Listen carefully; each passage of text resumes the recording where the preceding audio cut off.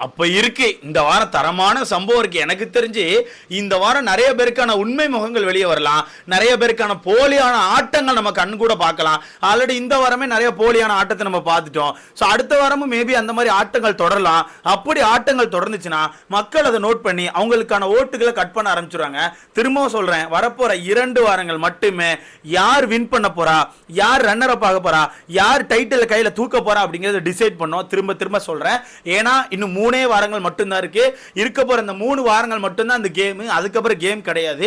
வரப்போற 2 வாரங்கள் task. Okay, இந்த வாரம் ஒன்று டாஸ்க், அடுத்த வாரம் ஒரு டாஸ்க் இருக்கும், அதுக்கு அடுத்த வாரம் ஃப்ரீ டாஸ்க் இருக்கும். ஸோ வீட்டுக்குள்ள ஜாலியாக தான் சுத்திட்டு இருப்பாங்க. அதுக்கு அடுத்த வாரம் பார்த்தீங்கன்னா டிக்கெட் ஃபினாலே இருக்கும். அது எக்ஸ் கண்டஸ்டன்ஸ் உள்ள வருவாங்க, பொங்கல் செலிப்ரேஷன் அந்த மாதிரி இருக்க போது. அதை தொடர்ந்து நேராக ஃபினாலே வீக் மட்டும்தான். ஓகேவா, இன்னும் 5 வாரங்கள் தான் இருக்கு. கரெக்டாக கவுண்ட் பண்ணி பார்த்தீங்கன்னா ஒரு 5-6 வாரங்கள் மட்டும்தான் இருக்கு. ஸோ அந்த வாரங்களில் எவன் நல்லா பெர்ஃபார்ம் பண்றானோ அவன் மேலே வந்துருவான். பெர்ஃபார்ம் பண்ணாம சும்மா ஓட்டுகளை மட்டும் வச்சுட்டு வெளியே ஒரு சீன் காட்டிட்டு இருக்காங்கல்ல, அவங்க எல்லாம் இந்த வீட்டை விட்டு வெளியே போயிருவாங்க அப்படிங்கறத உறுதியா சொல்ல முடியும். இந்த இடத்துல எனக்கு புதுசா ஒரு விஷயம் தோணி இருக்கு. ஏன்னா இந்த வாரம் டாஸ்க் பத்தி சொல்லிடுவா. இந்த வாரம் டாஸ்க் பொறுத்தவரைக்கும் ஆக்சுவலா ஒரு டாஸ்க் சொல்லிட்டு இருக்காங்க. அது கன்ஃபார்ம் ஆகுமான்னு நமக்கு தெரியல. எல்லா வாரமும் இந்த மாதிரி ஏதாவது கிளப்பி விட்டுட்டு இருப்பாங்க. அந்த மாதிரி இந்த வாரம் என்ன கிளப்பி விட்டுருக்காங்கன்னா, வீட்டுக்குள்ள சர்வன்ட் அண்ட் வந்து மாஸ்டர் அப்படின்னு மாதிரி வச்சிருக்காங்களா. மாஸ்டர்னா பாஸ் மாதிரி, பாஸ்ன்னு சொல்லுவாங்களே, வீட்டுக்குள்ள வேலை வாங்குற ஆட்கள் மாதிரியும் வீட்டுக்குள்ள வேலை செய்யற ஆட்கள் மாதிரியும். எனக்கு தெரிஞ்சு டெய்லி 3 பாஸ் மாதிரி கொடுத்து மீதி ஆட்கள் இருந்து அந்த பாஸ் வந்து யார் யார் வேலைக்கு அவங்களுக்கு வேணுமோ அந்த மாதிரி எடுத்துக்கிட்டு அந்த பாஸ் வந்து அந்த ஆட்களை வேலை வாங்கணும். அந்த பாஸ் எந்த ஒரு வேலையும் செய்யக்கூடாது. படுத்துக்கணுமா, படுத்துட்டு போர்வை மூடி விடுங்கப்பா, அந்த ஆட்கள் தான் போய் போர்வை மூடி விடணும். எப்போ எனக்கு பசிக்குன்னா சாப்பாடு கொண்டு வரணும், சாப்பாடை ஊட்டி விடணும். அப்படியே அப்பா நான் அந்த ட்ரெஸ்ஸை கொஞ்சம் அயன் பண்ணி கொடுப்பேன், அயன் பண்ணி விடணும். இந்த மாதிரி வேலை வாங்கணும், வீட்டுக்குள்ள அவங்க வேலை செய்யணும். அந்த மாதிரி ஒரு டாஸ்க் இருக்கும். ஆக்சுவலா இந்த டாஸ்க் புதுசு நிறைய பேர் சொல்லிட்டு இருக்காங்க. ஏங்க இந்த டாஸ்க் வந்து சீசன் 2ல ஆல்ரெடி வந்துச்சுல. இந்த மகத்து ரித்திகா அவங்கலாம் வின் பண்ணாங்கல்ல அந்த சீசன் 2 தானே. அந்த சீசன் இந்த டாஸ்க் வந்துச்சுல. நான் பார்த்தேன், இப்போதான் எனக்கு நிறைய பேர் ப்ரோமோ அனுப்பிட்டு இருந்தாங்க. அந்த சீசன்ல இந்த டாஸ்க் பார்த்தோமே. பட் புதுசுன்னு சொல்றாங்க. மேபி இவங்க சொல்ற டாஸ்க் தான். ஓகேவா, சர்வன் அண்ட் மாஸ்டர் அப்படிங்கிற டாஸ்க் வந்து அதுதான். பட் அதுல ஏதாவது மாடிஃபை பண்ணி கொஞ்சம் டிஃபரெண்டா கொடுப்பாங்க நான் நினைக்கிறேன். மொத்தம் 3 நாள் இந்த டாஸ்க் நடக்கிறதுக்கான வாய்ப்பு இருக்கு.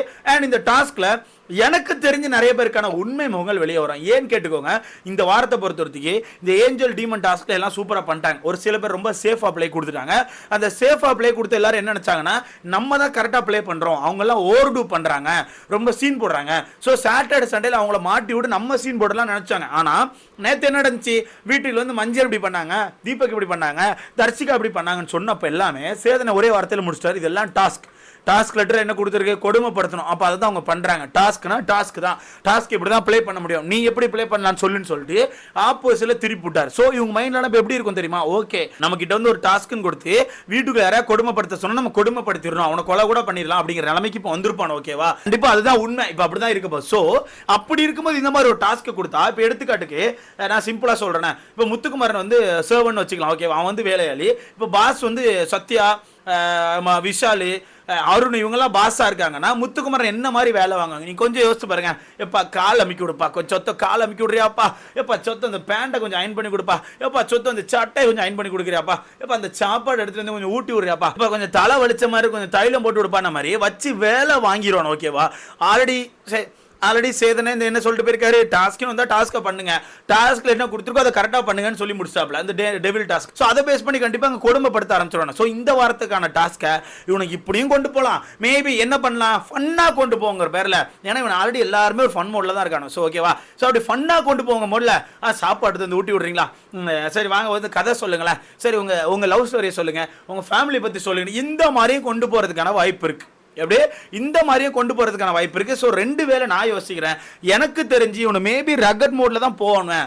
ஏன்னா சேதனை சொல்லிட்டு போயிட்டாப்ல, நல்ல ரக்கட்ல ஆடின ஆட்களுக்கு மட்டும் தான் பாராட்டுகள் வந்திருக்கு, கைத்தட்டல் வந்திருக்கு. ஸோ அதை வச்சு மேபி இவனை ரக்கட் மோட்ல போறதுக்கான வாய்ப்பு இருக்கு. நான் இன்னொரு சைடு என் பிரெயின் என்ன சொல்லுது, நான் இல்ல அவன் அவ்வளவு ஒருத்தலாம் கிடையாது, இவனை காமெடி பண்றாங்க வரல கிரிஞ்சு பண்ணுவானா. முக்கியமா தர்ஷிகா வந்து விஷாலுக்கான வேலையாளியா மாட்டிக்கிட்டாங்கன்னா விஷால் என்ன பண்ணுவானா, தனியா கூட்டு போயிருவான். மீன்ஸ் நீங்க தப்பா நினைச்சிட கூடாது, வெளியே கூட்டு போயிருவான். ஐயோ வெளியே கூட்டு போயிருவான், நீங்க திரும்பி அங்கேயும் தப்பா நினைச்ச வீட்டை விட்டு வெளியே கூட்டு போய், வீட்டை விட்டு வெளியே அந்த கார்டன் ஏரியால கூட்டு போய் சோஃபால உட்கார வச்சு அங்க உட்கார்ந்து கதை பேச ஆரம்பிச்சிருவான். நீ எனக்கு சேவன் தானே, கால் அமுக்கு, கை அமுக்கு, இங்க அமுக்கு, இங்க அமுக்கு அப்படின்ற மாதிரி அவன் அமுக்க விட்டுருவான். ஓகேவா, கண்டிப்பா அந்த மாதிரி வேலை வாங்குற பேர்ல தனியா பேச ஆரம்பிச்சிருவான். இவங்க எல்லாருக்கும் தனித்தனியா ஒருத்தர் உட்கார்ந்து பேசுறதுக்கான வாய்ப்பு கிடைக்குமோ நான் யோசிக்கிறேன்.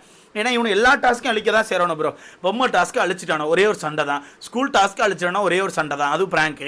அந்த ஏஞ்சல் டைமண்ட் டாஸ்க்கு அதையும் அழிச்சிட்டானோ ஒரே ஒரு சண்டை மட்டும்தான், அது வந்து ஒரு நாள் நடந்த ஒரு சண்டை தான், முடிஞ்சு போச்சுல.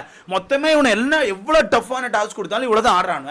ஸோ எனக்கு தெரிஞ்சு இது டஃப்பான டாஸ்க் கிடையாது, இது வேலை வாங்குற, ஜஸ்ட் வேலை வாங்குற, கொடுமைப்படுத்துற டாஸ்க் கொடுத்தாலே உனக்கு கொடுமைப்படுத்த மாட்டேங்கானு. ஸோ இங்க சர்வன் வரும்போது உனக்கு வேலை பண்றவங்க தான், ஓகேவா? ஏன்னா சீசன் 2ல இந்த மாதிரி ஒரு ஃபைட் வந்துச்சு, பெண்கள் எல்லாருமே ஆப்போசிட் பண்ணி கேட்டாங்க, சர்வன்னா உங்களுக்கு வேலை தான் செய்யணும், உங்களுக்கு அடிமை கிடையாது, சாப்பாடு ஊட்டி விடுறது எங்கள் வேலை கிடையாது, சாப்பாடை கொடுக்கறதா எங்கள் வேலைன்னு சொல்லிட்டு சீசன் 2ல இந்த மாதிரி ஒரு சம்பவம் நடந்திருக்கு. ஸோ அதெல்லாம் வச்சு பேஸ் பண்ணி பார்க்கும்போது இந்த சீசன்லையும் மேபி அந்த மாதிரி ஸ்ட்ரைக் வச்சு வேலை பண்ண மாட்டேன், இந்த மாதிரி சண்டைகள் வரும், வேலை பார்க்க முடியாது, நாங்கள் ஒன்றும் வேலையாளிகள் கிடையாது, இந்த மாதிரி சண்டை வருமே தவிர ஒருத்தன் கொடுமைப்படுத்திட்டான், ஒருத்தன் ரொம்ப ஓவர் டூ பண்ணிட்டான், இந்த மாதிரி வராதுன்னு எனக்கு தோணுது. வெயிட் பண்ணி பார்க்கலாம். பட் இன்னும் டாஸ்க்கு கன்ஃபார்ம் ஆகலை, இப்போ தான் ஷூட் போயிட்டு இருக்குது.